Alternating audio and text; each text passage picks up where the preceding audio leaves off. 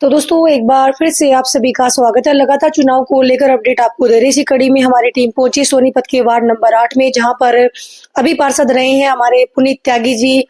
दोस्तों लेकिन अब की बार बात करें, बीजेपी के काफी धुरंधर जो है मैदान में उतरे हुए हैं। टिकट को लेकर काफी कंफ्यूजन है, तो बातचीत करते हैं पार्षद पुनीत त्यागी जी से। सर आपका स्वागत है। जी नमस्कार। सबसे पहले आपके सभी दर्शकों को, हरियाणा प्रदेश वासियों को, जिला वासियों को पुनीत राय की राम राम नमस्कार, जय श्री राम। जी पुनीत जी, कितना टाइम आपको राजनीति में हो गया और क्या काम आप करते हैं, कहाँ तक आपने पढ़ाई की है, कौन है पुनीत त्यागी?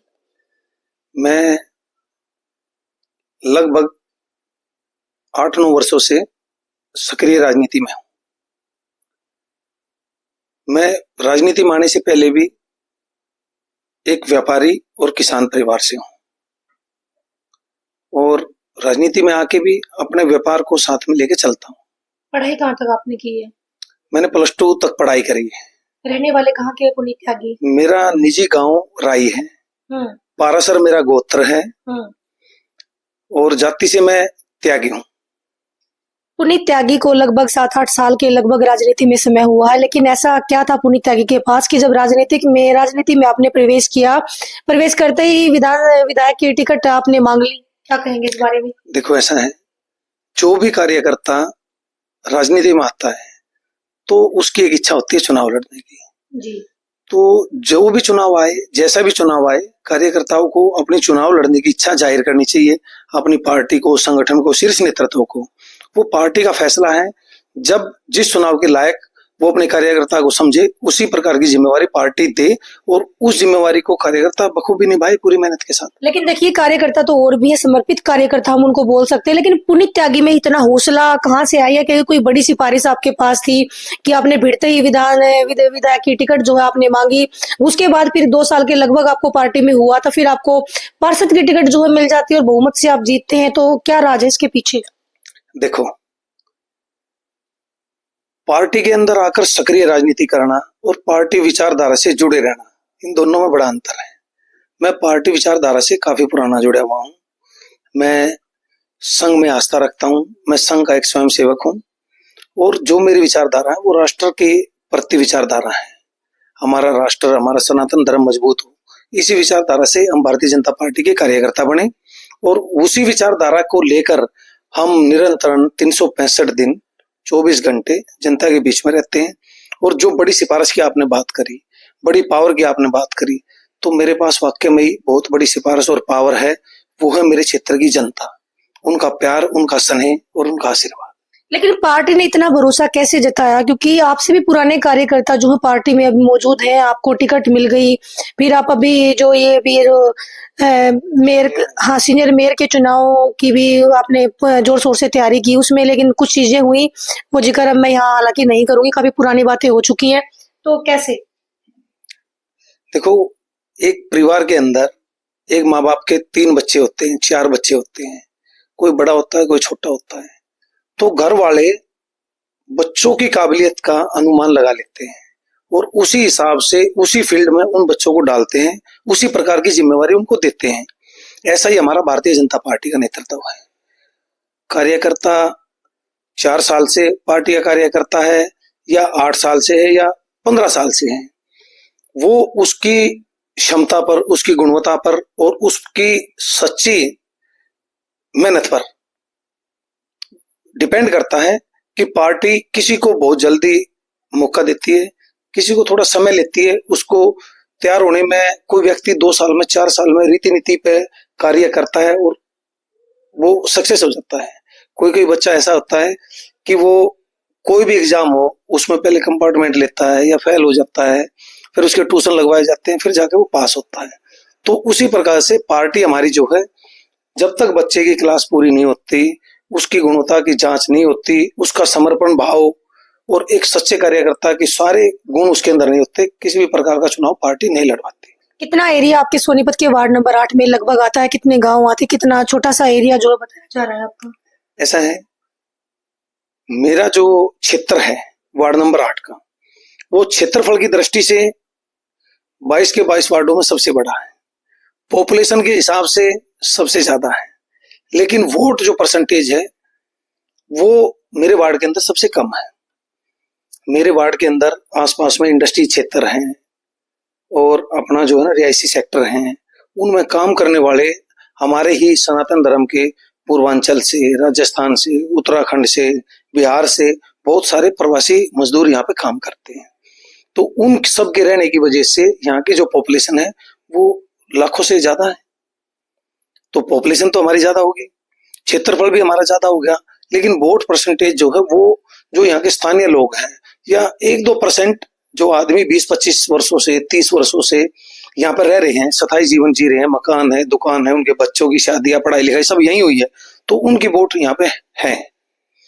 तो इस हिसाब से हमारी वोट परसेंटेज कम रही, क्योंकि एक तो राई गांव, एक लीवान गांव, और अब एक नया वार्ड नंबर 8 में, पहले वार्ड नंबर 9 में था जाट जोशी, वो हमारे गांव में शामिल हुआ वार्ड में।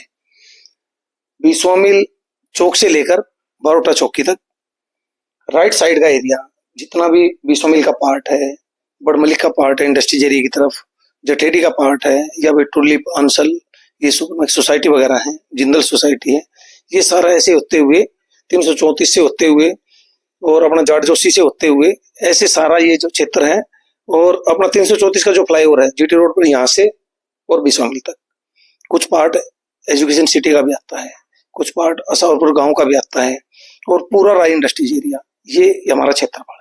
लेकिन अगर राय की बात करें, कांग्रेस का गढ़ जो है राय को बोला जाता है। ऐसे में पहले पंचायत थी यहाँ पर, अभी पहली बार निगम में बना तो पुनीत त्यागी ने कमाल कर दिखाया।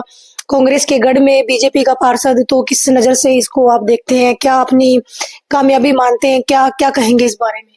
देखो, जिस टाइम पर हमारे चुनाव थे उस टाइम पर किसान आंदोलन बिल्कुल प्रचंड रूप में था, और मेरे गांव के बाहर किसान बैठे हुए थे। राई से ही शुरुआत थी किसानों के बैठने की, और बॉर्डर तक का एरिया वो सभी को पता है, भरपूर तरीके से बैठा हुआ था। पार्टी ने हमारे को मौका दिया। हम ये नहीं कहेंगे कि भाई हम कैंडिडेट थे इसलिए चुनाव जीतते, नहीं।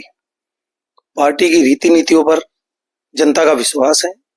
हमारे शीर्ष नेतृत्व पहले हरियाणा प्रदेश के मनोहर लाल खट्टर जी करते थे। उन्होंने हरियाणवी एक के नारे से काम किया, बिना पर्ची खर्ची के लोगों को नौकरियां दी, और आम जनता तक जो लास्ट से लास्ट पंक्ति में खड़ा व्यक्ति है उसको लाभ पहुंचाया, या जो गरीब से गरीब व्यक्ति है उनको निजी लाभ देने के लिए ऑनलाइन सिस्टम किया। ऐसे ही हमारे प्रदेश के अब मुख्यमंत्री श्री नायब सिंह सैनी जी हैं, वो भी इसी रीति नीति पे काम करते हैं।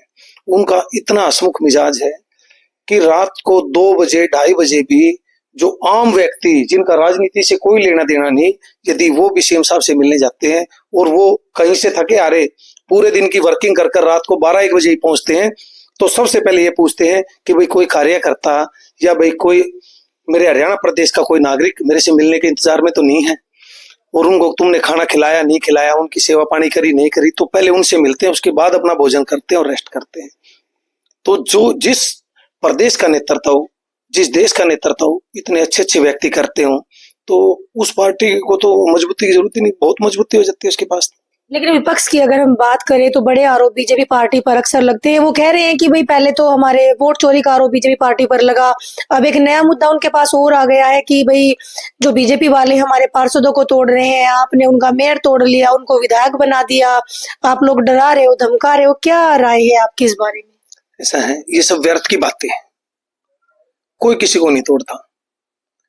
जब व्यक्ति अपनी पार्टी की रीति नीतियों से परेशान हो जाता है, उनका कोई भी सिस्टम जनता की समझ में नहीं आता है, तो लोग खुद अपने विचारों से, अपने मन से दूसरी पार्टी में आस्था जताते हैं। जिन व्यक्तियों ने जनता की सेवा करनी है, राजनीति में रह के करनी है, और जिनका राष्ट्र के प्रति प्रेम है, भाव है, और जो चाहते हैं कि सबसे पहले हमारा राष्ट्र हमारे लिए अहमियत रखता है, तो वो भारतीय जनता पार्टी की विचारधारा से प्रभावित होकर हमारे परिवार का सदस्य बनते हैं। इसमें कौन सी गलत बात है? अच्छा जी। तो जो आपके वार्ड नंबर 8 की बात करें, ऐसे कौन से 5 साल में विकास के बिंदु हैं जिन पर आपको लगता गर्व महसूस होता कि हाँ भाई मैं पार्षद था और मैंने बहुत बढ़िया करवाया? देखो, ऐसा है, कार्य तो कोई छोटा भी होता है और जनहित का होता है, उसकी भी इंसान को बड़ी खुशी होती है। और हमारी भारतीय जनता पार्टी ने, हमारे शीर्ष नेतृत्व ने इतनी शिद्दत के साथ सभी वार्डों में, खाली एक वार्ड नंबर 8 में नहीं, शहर के 20 वार्डों में, पहले 20 वार्ड थे, अब 22 हो गए हैं, समान रूप से विकास कार्य करवाए हैं, जनता के हित के कार्य करवाए हैं। मेरे वार्ड के अंदर पानी निकासी का एक बहुत बड़ा मुद्दा था। आपने कुंडली वगैरह में देखा है, आप जाते हो, मैं भी देखता हूं आपके चैनल के माध्यम से, वो बड़ा ही विकराल रूप पानी निकासी का हुआ।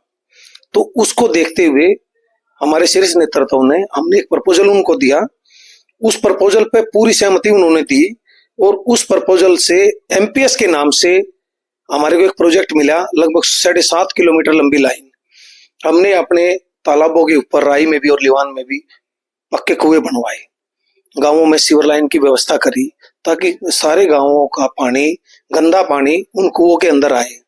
और जब वो पानी कुएं के अंदर आए, उससे पहले हमने एक ऐसा सिस्टम लगाया कि जितना भी कचरा उसके साथ में आए, वेस्ट आए, तो वो साथ के साथ वहां से बाहर निकलता रहे, ताकि उस कचरे का भी उपयोग कहीं ना कहीं जनहित में हो सके, बिजली बनाने में, खाद बनाने में, ताकि वो कचरा व्यर्थ हम कहीं ना डालना पड़े, हमारे को पोल्यूशन वगैरह की समस्या ना बने या भाई गंदगी की समस्या ना बने। तो कोई भी काम कराया जा रहा है वो बड़ी बारीकी से कराया जा रहा है। अब लगभग 5% काम हमारा एमपीएस का बचा हुआ है। जैसे ही वो कार्य हो जाएगा तो माननीय मुख्यमंत्री जी उसका उद्घाटन करेंगे और वो एक सौगात हमारे वार्ड के लिए बहुत बड़ी होगी। इसी के साथ में जमुना के मीठे पानी की, पीने के पानी की डायरेक्ट रेन्यूअल के माध्यम से, जाजल रेन्यूअल से पानी की सप्लाई की मंजूरी हमारे को मिली। पाइपलाइन हमारे वार्ड में दब गई है और टैंक हमारे गांव में और हमारे वार्ड में राई में, लिवान में बनने लग रहे हैं, उनका भी काम काफी हद तक हो गया है। हमारा टारगेट है कि दिवाली तक लोगों के घर में हर घर मीठा पानी मुहैया करवाएं, जल से नल हर घर में मिले, ताकि जल एक ऐसी चीज है कि जिसकी हर व्यक्ति को जरूरत है। बहुत से लोग ऐसे हैं, किसी व्यक्ति का बजट होता है, वो 10 रुपए 20 रुपए का एक कैंपर लेके अपना पानी पी लेते हैं, गुजारा कर लेते हैं, लेकिन हर आदमी वो प्रतिदिन 20-30 रुपए का भी इंतजाम नहीं कर पाते। तो ये जनता की भलाई के कार्य थे।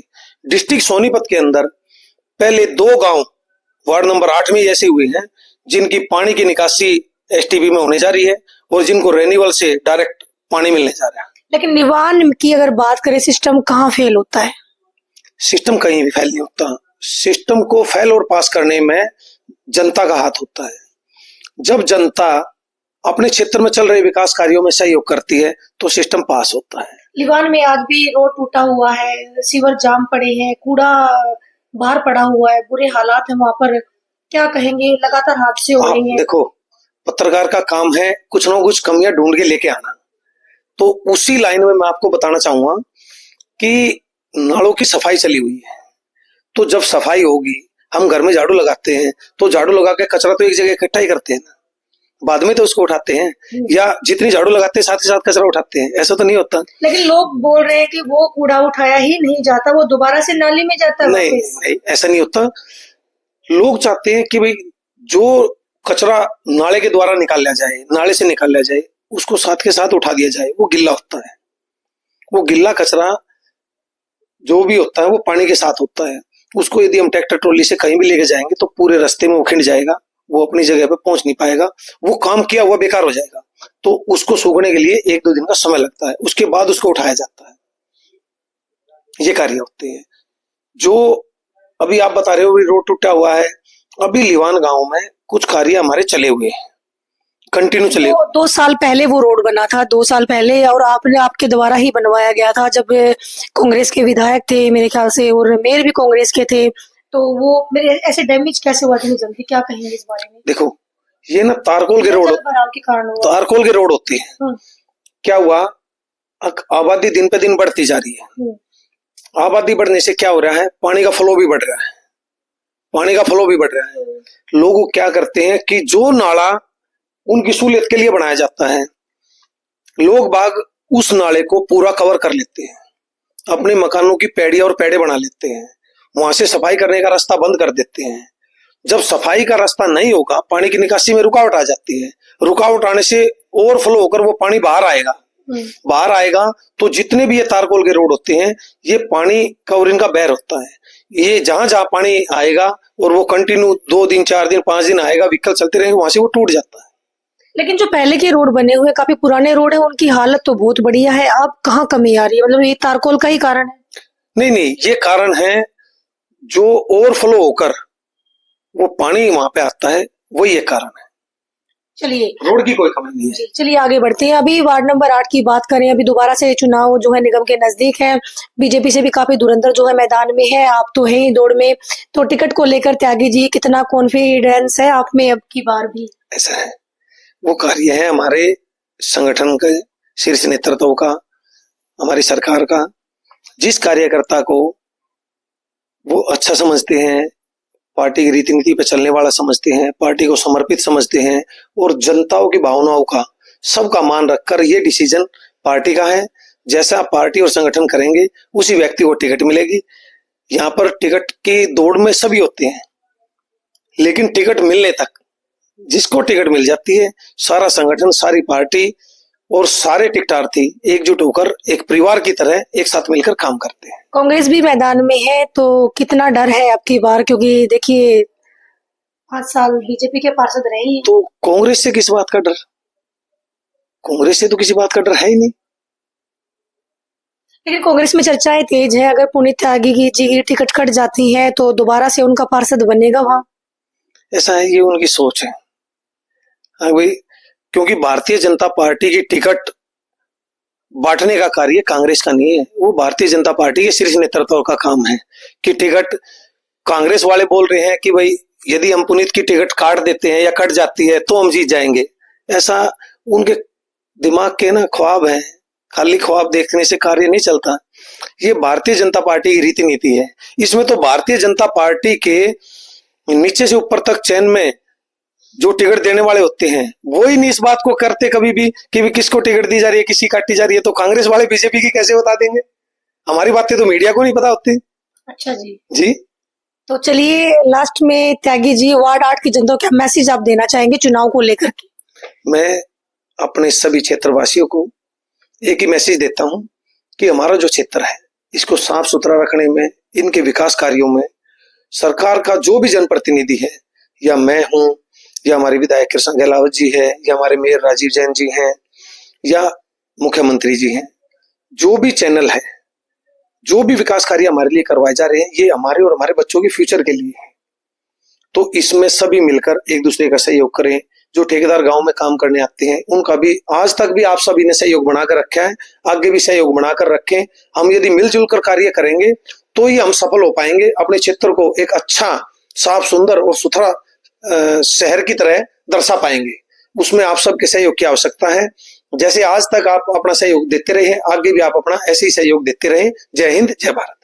धन्यवाद। तो दोस्तों ये थे हमारे साथ सोनीपत वार्ड 8 से त्यागी जी, पुनीत त्यागी जी। अगर दोस्तों अब की बार की बात करें, मैंने पहले भी बताया काफी धुरंधर मैदान में है, लेकिन काफी स्ट्रोंग, दोबारा से स्ट्रोंग दावेदार के रूप में जो है पुनीत त्यागी जी जो देखे जा रहे हैं। अब देखना ये है कि पार्टी दोबारा से क्या इन पर भरोसा करेगी और क्या दोबारा से इनको मैदान में उतारेगी। तो लगातार चुनाव को लेकर अपडेट मैं आपको देती रहूंगी, जुड़े रहे मेरे साथ। जय हिंद, जय हरियाणा, जय भारत।